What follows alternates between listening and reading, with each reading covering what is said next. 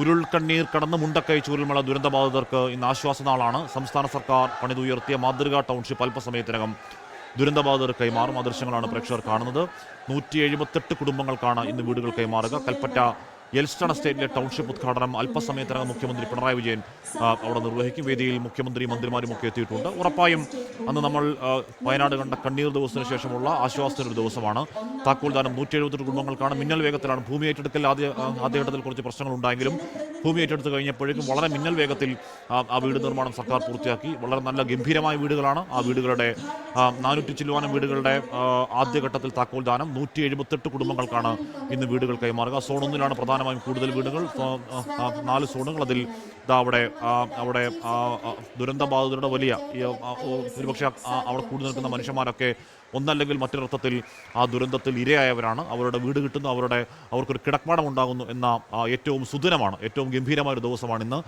വയനാട് ഉണ്ടാവേണ്ടതാണ്, യുദ്ധ പശ്ചാത്തലത്തിൽ ഇവിടെയായി പോയതാണ്. ദീപക് ധർമ്മടം ചെയ്യുന്നു. ദീപക്, വയനാടിൻ്റെ കണ്ണുനീർ നമ്മൾ നേർക്കുനേർ കണ്ടതാണ്. ദീർഘദിവസങ്ങളിൽ അവിടെ ഒന്ന് റിപ്പോർട്ട് ചെയ്തതാണ്.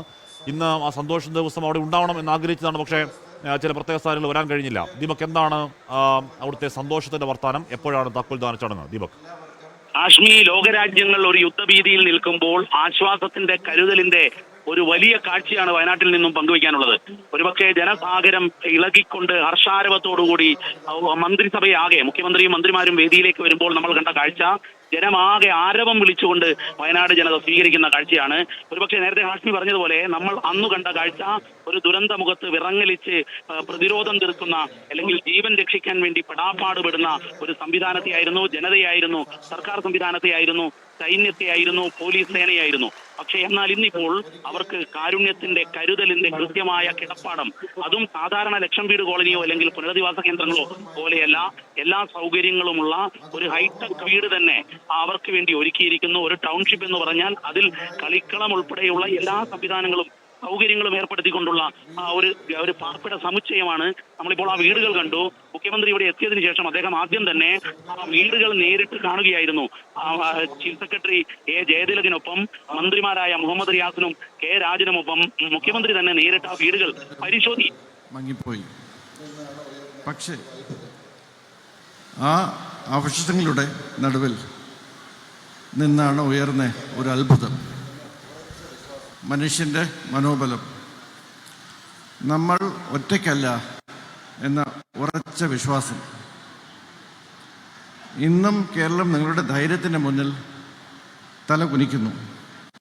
കാരണം നിങ്ങളാണ് നമ്മളെ പഠിപ്പിച്ചത്.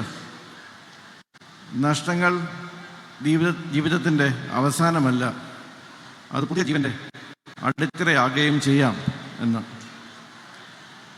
ഇന്നിവിടെ ആദ്യം ഓർക്കേണ്ടത് നമ്മോടൊപ്പം ഇവിടെ ഇരിക്കേണ്ടിയിരുന്നേ പക്ഷേ ദുരന്തം കൊണ്ട് നഷ്ടപ്പെട്ടവരെയാണ്. ഇവിടെ തെളിയുന്ന ഓരോ വിളക്കും ആദ്യം തെളിയുന്നത് അവരുടെ ഓർമ്മയ്ക്കാണ്.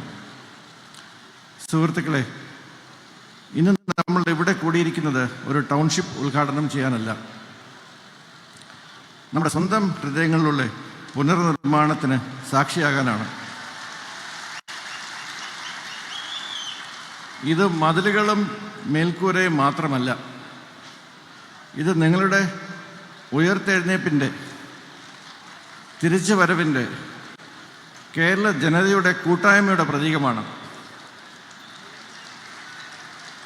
അനാഥയത്തിന് ശേഷം ആശ്രയത്തിൻ്റെ കൈത്താങ്ങ്, ഇതാണ് ഈ ദിവസത്തിൻ്റെ അർത്ഥം. ഇന്ന് കേരളം ഇവിടെ പറയുന്നത് ഒരു വാക്ക് മാത്രമാണ്: നിങ്ങൾ വീണിടത്ത് ഞങ്ങൾ നിങ്ങളെ വിട്ടുപോകില്ല, ഞങ്ങൾ നിങ്ങളെ ചേർത്ത് നിർത്തും. ഇതോടൊപ്പം ഇന്നിവിടെ ഈ ടൗൺഷിപ്പ് പ്ലോട്ടിൽ കൽപ്പറ്റ ജനറൽ ആശുപത്രിയുടെ അനക്സ് കൂടി ഫൗണ്ടേഷൻ സ്റ്റോൺ ഇടുകയാണ്. ഇതൊരു കെട്ടിടം മാത്രമല്ല, ആരോഗ്യം എന്നത് പുനരധിവാസത്തിൻ്റെ ഹൃദയമാണെന്ന് പ്രഖ്യാപനമാണ്. വീട്ടിലേക്ക് തിരിച്ചു വരുന്നതോടൊപ്പം ചികിത്സയും പിന്തുണയും അടുത്തുണ്ടായിരിക്കും എന്നുള്ള ഉറപ്പ്. ഇവിടെ പണിയുന്നത് ഓരോ വീടിനും അതിൻ്റെ തൊട്ടടുത്ത് സഹായം അടുത്തുണ്ട് എന്നൊരു ഉറച്ച വാക്കുണ്ട്. അതാണ് ഈ ഹോസ്പിറ്റൽ അനക്സ്.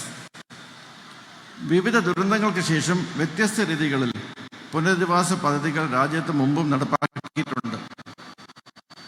എന്നാൽ ദുരന്ത ബാധിതർക്കായി രാജ്യത്ത് രൂപം കൊണ്ട് ആദ്യത്തെ സമ്പൂർണ്ണ സംയോജിത ടൗൺഷിപ്പ് എന്ന പദവി നമ്മുടെ വയനാട് പദ്ധതിക്കാണെന്ന് ഏറ്റവും അഭിമാനത്തോടെ അറിയിക്കുന്നു.